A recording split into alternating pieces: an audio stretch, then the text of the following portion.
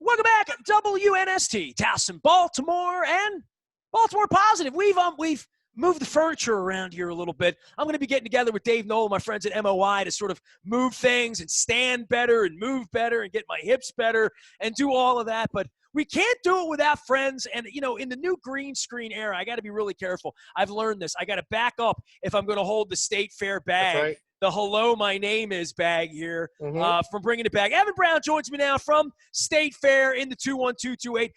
Tell everybody why I have the bag, by the way. You stopped in the other day for lunch. I assume. The bag's empty. Yeah, I mean, I actually I worked the bookmaker on the way out of there, and I love having you on. You've inspired me to do a whole new thing here. I did a thing with Dennis Kalatzis this week, talking about all the places I drive around and I eat at, and I haven't plugged them because they're not a sponsor. In a lot of cases, I've never walked into the Fenwick Bakery and said, I'm Nestor, I love your place, you should sponsor WNST. Right. But I have walked out with some pecan sandies and some, egg custard pie that's incredible, right? Or coconut custard pie that's incredible. But, your place and your menu and what you do at Portales. And, I mean, last week you did Valentine's Day. You're still promoting your other restaurant's menu in your new place. We're not all so fortunate. I mean, I do my old WNST programming once in a while, but it's not like menu competition between Mexican, New American, and this Italian tradition that when it comes to like putting chicken and waffles on a plate, it all looks so easy when we come over for breakfast on a Saturday morning. It's not as easy as it looks, but the Portales thing is really just an interesting thing that we thought was a good idea. State Fair is very casual. So on a formal weekend of like Valentine's Day, we figured, what can we do to kind of drive more people in for what would be more of a date scenario or a special occasion. And Portales always was that. So two-part, the flood obviously took us out down there, and a lot of people didn't get their last favorite meal, whatever that was. What's the number one dish? What's the dish you have to have on Valentine's Night from Portales? The surf and turf pasta or the lamb shank, one of the two. Okay. Yeah, I mean, it's really. And I'm not coming to State Fair and getting that Friday night. Right. Right. I mean, that's once a year, usually over the weekend, and people come in and they love it. We see a lot of old regulars. There are people that call before, and one customer in particular, they ordered 8 lamb shanks to be individually wrapped so they could take them home and freeze them, and they do that every single year. So it's just I was going to ask, does it freeze well, but it must. It does, yeah. It's great. I mean, it's a braised piece of meat. It's perfect to reheat. So, well, we love the relationship and coming out. It's been so difficult in the plague. And, I sit underneath of Gwen Stefani or, Jimi Hendrix in your place or whatever. And I think about Ben Cardin being there or, the last show we did was with Barry Glassman, the county executive from Harford County, who was coming through Baltimore City into Baltimore County on the west side to hang out and have some chicken and waffles. My wife and I had chicken and waffles. And I had not ordered the chicken biscuit egg thing. And I deconstructed it, and I went crazy, like putting the raspberry sauce on the chicken. That hot honey's not my thing because it's spicy, but I tried it, liked it a little bit. But I prefer like regular honey or jam or jelly or whatever. But there are things on your menu that I haven't even tried. And the plague is sort of made it more of a destination for everybody to say, what can I bring home? What's going to carry? I'm not ordering tater tots or French fries to go. Just sort of simple things. And then I think about at El Guapo, and I'm thinking a lot of the stuff at El Guapo would really carry well and bring Guapo home. travels really well. Back over. You try to feed me too much, dude. I know, man. Well, that food's been great. I mean, it travels really well. And organically, that business has grown through this whole pandemic.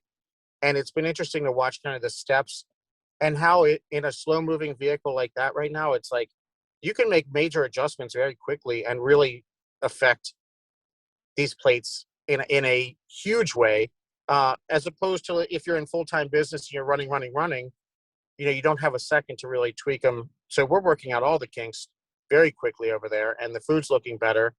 We had a really nice Don Julio tequila dinner on Valentine's night. You made me want to come in and sit at your bar. It was delicious. And, it was delicious. Look, we were really happy at State Fair. We went in the morning. It's quiet. We know once the weather gets good, outdoor. We experienced that last year, right? Right. And with more people with shots and whatnot, Don's got a shot now, so and so does Linda. That more people are going to be moving about outside. I'm just Absolutely. trying to, and honestly, Evan, I'm just trying to not catch this damn thing. If I had it a I year understand. ago, I'm at the end now where like I'm seeing people get sick for a week, a month, lose their so many of my friends have gotten it, right? And they can't taste food. Last thing I want to do is become an El Guapo and not be able to taste your food. Hey, I get it. I mean, I'm in the same position. I mean, we've been really lucky with the people we have around us and the social distancing and what we're doing to prevent ourselves from getting it or spreading it. But man, it's not like I really want it at the 11th hour, right before everything is, a shot or whatever it is. And then you get COVID and yeah, like you said, you can't taste anything. That would be horrible. I've been productive lately. You know what I mean? I don't need to spend a week in the bathroom in bed, Right. sick, whatever. So I'm trying to avoid. But man, to me, the Mexican side of it, maybe because of my dear friendship with Julio out in San Francisco, to me, Mexican, there's nothing like going in and getting a pitcher of margaritas, getting a basket of chips, and today's National double Margarita dipping Day. into salsa with my wife, pouring on the guacamole. Like, I love doing all that. So I'm really looking forward to the social part that you sent me. By the way, let's give a free plug away. You want to give a free plug away? You Absolutely. sent me a text because you and I are always texting each other food, right? Like We are. literally, and just different stuff that we do. You sent me a text for a Korean barbecue place called Jungkook. And I can't even, I have to get in the middle of this to hold it up here, but you actually sent it over to me, and there's nothing I love more than Korean barbecue. And that is it's like eating crabs out. It's social, right? But it is very social. It is the best Korean barbecue I've ever had. And I'm not joking. It is the best Korean barbecue I've ever had. It's a little place up in kind of like, I don't know if that's Charles Village. I don't think it's that far north, but dude, I didn't look it up. I thought this was in Howard County. No, it's right up the street from you. This is in Baltimore. Yeah. No wonder you sent it to me. For crying out loud, I could walk there from here. Absolutely. And it is where I would walk there. It is delicious. Oh man. Now it's really exceptionally good, but it's charcoal Korean barbecue. So they have little charcoal pots they put in there and they put the grills on top. And it's a small place, but they kept everything super distant. I don't have to sit down. I can have them cook it and put it in a box. Absolutely. But there was probably 8 people there and everybody was 10 feet apart. I mean, it was crazy. So it was worth it. Oh, without man. question. Short rib. Forget about it. Dumplings. I bet they have height.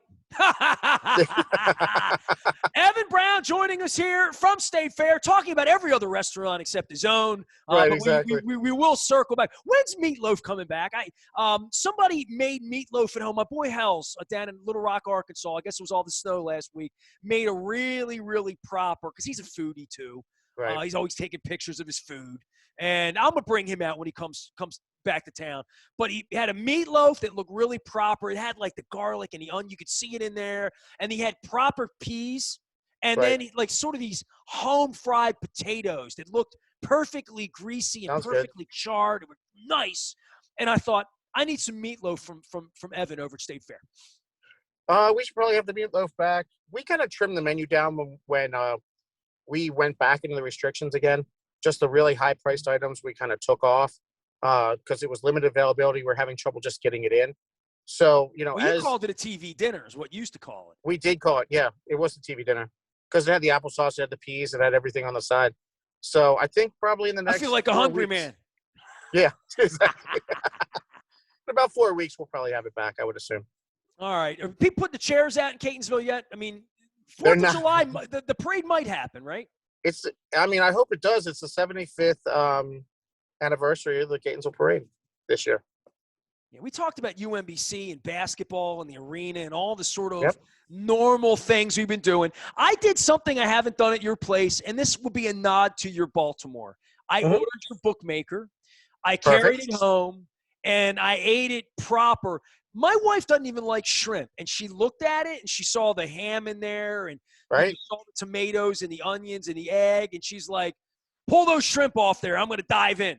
And she wound up eating the other half of it. So I ate half of your bookmaker with all the shrimp. So some would say I won, but that is a Baltimore nod. I mean, to have a bookmaker. It is very much so. If you have a bookmaker on your menu, you're from around here. You know things. Right. It's true. I mean, that bookmaker, where was that originated? I mean, what's the story that you've heard? Sabatino's. Right. That's exactly what I've heard too. I've heard a couple other things here and there, but Well, they're lies. yeah, the story I was always told was it was someone that created that salad down at Sabatino's. So That's it. Yeah. An and then actual they have bookmaker. I met right that the guy. actual really We talked about him. Me and Michael Olesker talked about him because Olesker knew him well. And right. maybe 25 years ago, Peter Angelos used to, on given Fridays, meet some of the old boys from the neighborhood, and they would all sit in Sabatino's and chew the fat. And this is after he bought the baseball team. So people would tell me, if you want to find Pete Angelos, go down to Sabatino's on a Friday. So Right. Olesker, who I worked with for years, and I incredible respect for Michael and Dan Rodricks and all my spiritual godfathers at the Sun Papers back in the 80s. But now new ownership. Let's hear it for the Sun Paper. Save our sun. We bring down mayors and governors that way and keep people clean. I'm all for good journalism.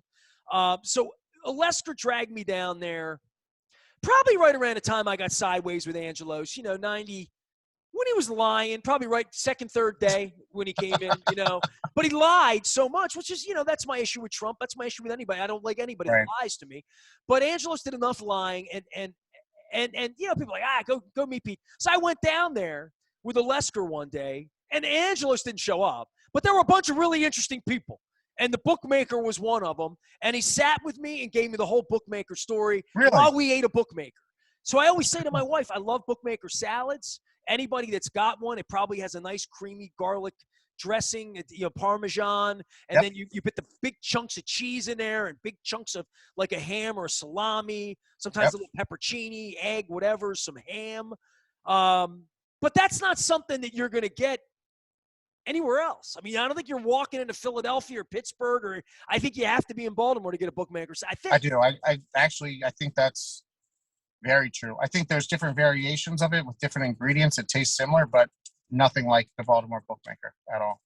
Yeah, I mean, There's crab soups, and I think I'm about to do a segment. I'm going to give this away. I'm going to give this to you. You tell me if it's a good idea.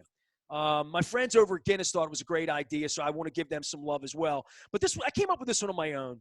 I'm thinking, all my life I've loved crab cakes, right? And I've had your crab cake, by the way. But I don't order your crab cake because, I want to try other. This goes back to I can't eat at State Fair every night. I can't eat at El Guapo every night. But when I come in, I try to zone in and get a couple of little things so that I know about the spinach at Costas, that I know about the incredible mac and cheese at this place called Sweet Peas. That's like 6 blocks from my house, and I haven't had everything. I just had the mac and cheese, and I'm like, it's the greatest mac and cheese I've ever had, right? And like your Brussels sprouts at State Fair, I say to people, if you go to State Fair, order the Brussels sprouts. And what do they always say? I don't like Brussels sprouts, right? That's what they say. Absolutely. They think that, right?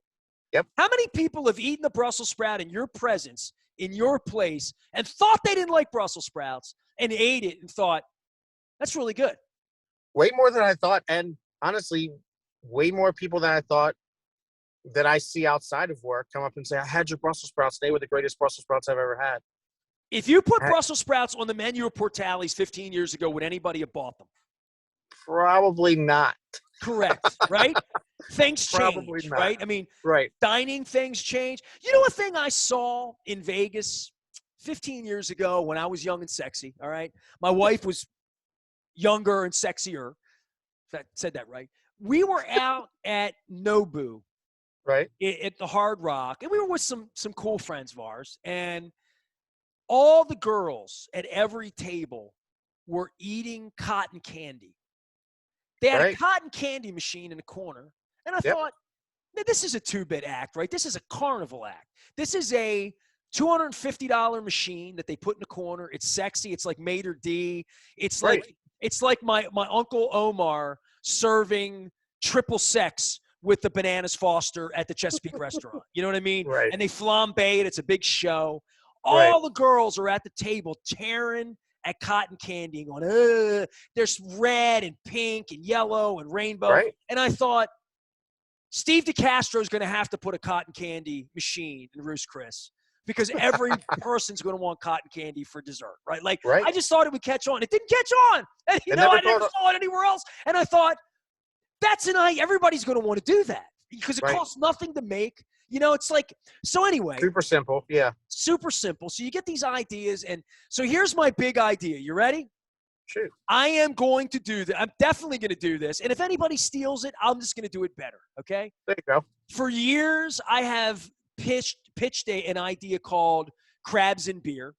We have, sold it as a concept. Costa sponsored it on the old website. Crabs and Beer was like a morning newspaper report. Mm-hmm. I am going to, sometime in the spring, start once a week, every week, and I'm not going to say what day because I already have the idea together. I have a full concept. I'm an idea guy.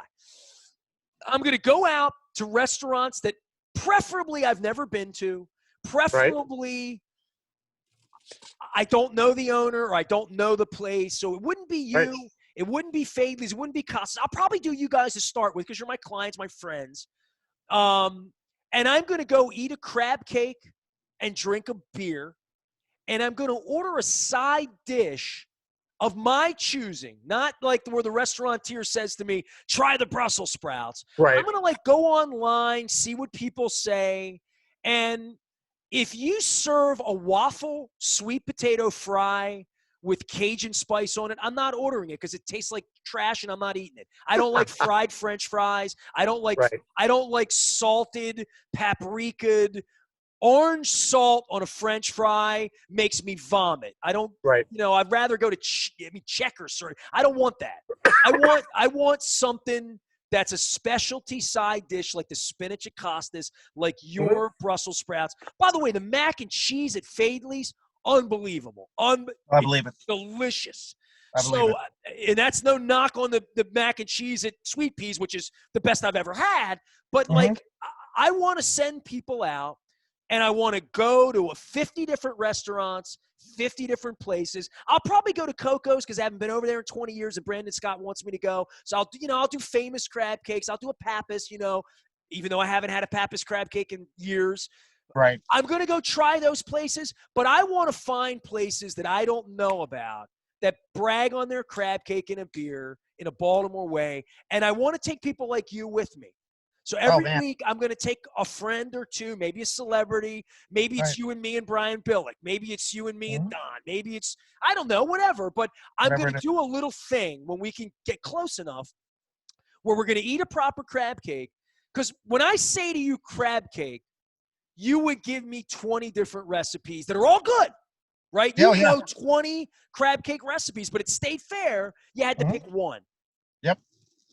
That's one of the hardest things, going through this is making a good crab cake, but not being the same as everybody else. That's. What does that mean? So, Phillips at one point was putting, Ritz crackers, or you go down to G&M's and it's these softball size crab cakes, or, whatever it is, it's always a certain flavor balance that I'm looking for. And it has a little bit to do with the mustard mayonnaise combo and then a little bit to do with the seasoning. And preferably not a lot of filler that takes away from that. So I thought the greatest crab cake I ever had in my life was Angelina's. And I like the sweetness of it. But Angelina's crab cake was not Old Bay-ish. It was not salty at all. Right. Very, very different. It's just a Costas crab cake, which is more Old Bay-ish. Or a Fadley's crab cake, which is more mustard-ish.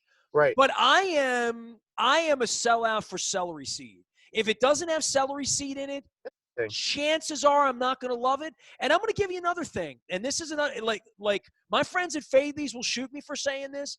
If it has pimento in it, I like it. If it has pepper in it, like that Battery one, what's the name of the place? Timbuktu. Oh, yeah. Okay, so that, and I haven't had one of those in 20 years, but I remembered it being more Crab Imperial-like, and I love that. Right. So what I'm telling you is I love the mustardiness of a Fadley's crab cake. Yep. I love the Old Bay and the meatiness of a Costas crab cake, but they're very, very different, right? Like really different. Really different from the Angelina's crab cake, which is a little bit similar to the Michael's crab cake, and maybe my dear friends up at Greenmount Station up in Hampstead make a similar kind of crab cake to that. And then we haven't even argued fried versus broiled, right? Like there's a whole argument there, right? There's a huge argument there. And I mean, honestly, we were sitting around the table at my house, and I make crab cakes for people for their birthdays and things like that at home. And we were sitting there talking. You make it the same way you make it at State Fair? I make it the same way I make it at State Fair. So you have an Evan way, your way. That is the Evan way. That is a recipe that I got from my parents, who got it from. It's kind of trickled down, and we've ramped it up in terms of Worcestershire in it? No, there's 5 ingredients in it. That's it. Okay. It's super simple, and it's something that kind of highlights the crab. If it's a really sweet crab. But we're sitting around, and I had some peanut oil, and we usually bake them. I said, I'm going to make some of these crab balls and just drop them in the fryer real quick. And that's the best way to have it. That's the way I remember having it as a kid, so on and so forth. And the whole table's like, this is bake them. It's healthier to bake them. And I fried a couple of them, and everybody sat around the table, and they're like, clean oil, fresh oil. It's really good to do at home. On a commercial scale, it's really hard to not get flavors from everything else in the fryers. But you do it something like that, and it is perfect. So a fried crab cake is where I'm going 100% of the time if I'm making it myself. If I'm going out, I'm probably always getting it baked. I want to give a free plug to a family friend. The last crab cake I ate this weekend, I didn't even want it. We literally, Evan, this is true story. Nancy Longo at Pier Point? Yeah. Chef Nancy? Yep. I think everybody knows Nancy, right? I mean, Nancy's a legend. Nancy's over in East Baltimore, and Evan, we're cleaning things, right? Which is why I have the new green screen. I'm opposite. The rainbow here, the whole deal. We had, and this is your State Fair bag, right? So let me get up in here. We had 3 bags of this size, giant bags, right? Full of plastic utensils. That literally, when I go to State Fair, you put utensils in here. I never use them. Right. And over the course of the last 10 years, with road trips, utensils we've used for various things we've done, and catering and parties and different stuff, I had bags of perfectly sealed, in many cases, white cutlery, plastic cutlery, black cutlery, knives, spoons, little pepper packets, the whole to review that. Mounds of them. And I said to Nancy, we're going to give these to you, and you figure out, give them the, she does charity work all the time. So I'm like, we're going to drop them off. And we went to drop them off, and she throws me a note, and it was Mardi Gras, and she saw me yelling about gumbo. By the way, I still have not had a mouthful of gumbo during this, okay? So this is how Nancy is. This is a friendship thing, right? I say to Nancy, I'm on my way over. She's like, have you had gumbo yet? And I'm like, no, I didn't find any. She's like, you can have some of mine. On the way over, she discovers she doesn't have any gumbo. She starts to make gumbo. I'm walking in with bags of stuff. Gumbo steams flying around. Nancy, I'm not taking your gumbo. I got 15 stops. Right. My wife has more stuff in the car, takes it in, and I go back and sit in the car. My wife comes out with a bag of food. I'm like, I don't want any food. She's like, Nancy is feeding you. She sent me home crab soup, red crab soup in a thing. And then she sent me like crab meat that had been pre-prepped raw to cook in a crab cake. And she didn't have any crab meat to give me to put in the crab soup. So now I got crab cake meat and soup. Huh. So I didn't want to hurt her feelings, but I took a picture because when I make a crab cake, when you send home raw crab meat to me, right, you're not going to like the way I cook it because it's ugly. You know what I mean? When I put the crab cake in, it's not anything. It's restaurant quality. I fry it. I flatten it out. I get it crispy as hell. It looks like one of my mom's train wreck potato lockies. You know what I mean? Like the frozen food. Something that you want a picture of on the internet, but you want to eat it. You know what I mean? I added a little celery seed because that's my style. I didn't touch it any other way or bastardize it. But I flattened it, and I put it on a roll, and it like all rolled on the outside of the brioche roll. It was not meant for – it wasn't restaurant quality, but it tasted good. You know, all of the years that I've had crab cakes, and my dad grew up in Linthicum. My mom's down here from New York. We went to Bricky's and all these places to have crab cakes over the years. Fisherman's Wharf when it was down there on President Street. And one of the best crab cakes I've ever had, which I hate saying this out loud, but it's true, was Double T Diner in Catonsville. Their crab cake for the longest time was absolutely phenomenal. And you would never believe it unless you tried it. And well, it was by the way, Pizza great. John's always had a crab cake on their menu. Uh-huh. And I got a note 2 weeks ago, and they have a new sign in the parking lot. They have hired a chef with a crab, and I don't want to say who, I get the name wrong, but we're going to have the new person on at Pizza John's that they have now concocted an Essex crab cake that's for them. And they want me to try it. And everybody wants me to try their crab cake, right? And I have to go and say, this is the greatest crab cake ever, right? So every week when I go around, but I think I've just had a very honest conversation with you about how crab cakes are. Because people say to me, my cousin flew in. 2 weeks ago, my cousin flew in, and he wanted I sent him to Costas, and I told him, when you go to Costas, get the spinach, but whatever you do, get the crab imperial. Get the crab imperial at Costas, because not everybody has it, and a lot of places, they don't do it right. It's too runny, it's too gooey, it's too mayonnaisey. And I put up that I love the crab imperial, and my buddy Rich Johnson, who worked for the AP, covered the White House for years, dear friend of mine, huge foodie. He lives out in Vegas, and you know what he said? That he never liked crab cakes, and he never liked crab imperial because he thought crab should stand on its own and be a crab, that it didn't need stuff or crackers or mustard or mayonnaise or celery seed or any of that, that crab should be enjoyed for the crab. So I said, I don't agree with that, but I see where you're coming from, because I've had Joe Stone crab and mustard. It's delicious. Right. That's fair. Look, a crab cocktail is one of my favorite things, but you know, there's a time and a place to eat little crab eat lumps, and there's a time and a place to make a cake. And then if you're here, you have it every way you possibly can. You don't put celery seed in your crab cake? We don't. What's wrong with you, Evan? Come on. It's just a balance. I try to keep that. You know what, man? This is what's going to make this fun every week when I go out and eat them every week, right? Because maybe the person will tell me what's in the recipe. Maybe they won't. You know, maybe they'll go all Guy Fieri, it's family secret, whatever. I'll taste what's in it, and I will judge it for what it is. And I'll tell you what. Have you had a crab cake you don't like locally? Yeah, I have. You have? Okay. But was it good because it was like frozen or something? Yeah, I mean, I've had one that was probably frozen. I had one where it was kind of, they tried to do way too much with it, you know, with peppers and onions and you know, you couldn't taste the crab. Right. Okay. It was a lot. But yeah, I've had some really bad crab cakes. I mean, I'm really curious to see how this goes for you, because I bet you find some hidden gems that have outstanding crab cakes, and I'm sure you'll have some that you're really not fond of at all. I don't think I'm going to have a bad one. I mean, I really don't. I think, all right, let's make a deal here, all right? I mean, if I have 52 weeks of crab cakes, right? I mean, right now, dude, I mean, let's just, I've already plugged 15 places and I haven't tried. Right. Well, that's fair. You plug G&M, right? I mean, we can go around I've already plugged, well, I can't get Angelina's, but I've plugged a dozen places. So that would take me 3 months if I did every once a week, right off the bat. And that would just be with people like you. Yep.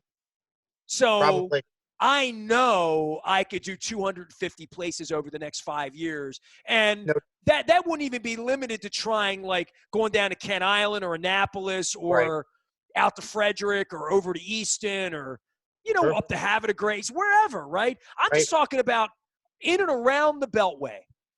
I could find 250 places in the next 5 years and never eat the same crab cake twice and never even just go in and order it.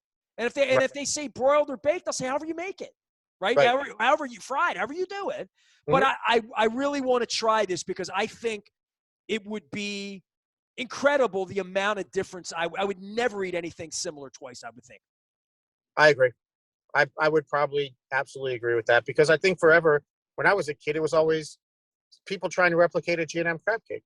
That was always it. It was always like the biggest thing in the world. You know, they were these huge softball-sized things that tasted great. We get them on special occasions. And then when people would make them, they're like, oh, it's almost like a G&M crab cake. And I think in the past 5 years or so, I was introduced to Fadley's for no reason other than that just hadn't been down to the market in a while, and their crab cakes are outstanding. Their crab soup's outstanding.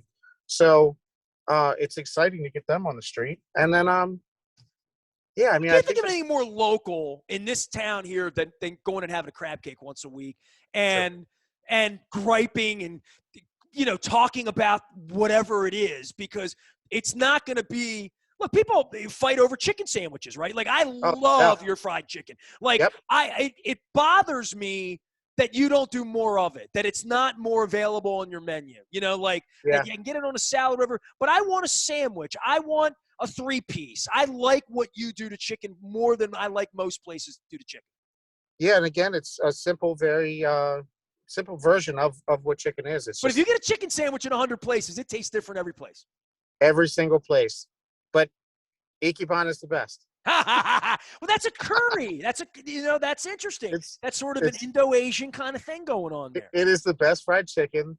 I think, outside, Royal Farms takes the crown everywhere, right? That is the best fried chicken you could possibly get anywhere. Well, especially because you can get it anywhere, But it's the best anywhere. But I'm going to Banchan, or I'm going to Ichiban. But I love Banchan, but it's nothing like Royal Farms. It's nothing like Chick-fil-A. It's nothing like literally, right? So, but we're in gonna have terms fun with this. you and I and everybody I know, I've already had some fun with Dennis. I'm going to go out with some of you guys once we get the shot, we get normal, spring, summer, and we're going to have fun with this crab cake thing. All right? Oh, I think it's a great idea. I once had 3 million views on a crab video. I'm on to something. Which is insane. I mean, that is the craziest thing ever, and I think it's awesome that you did it. But good Lord, if you could start reviewing crab cakes.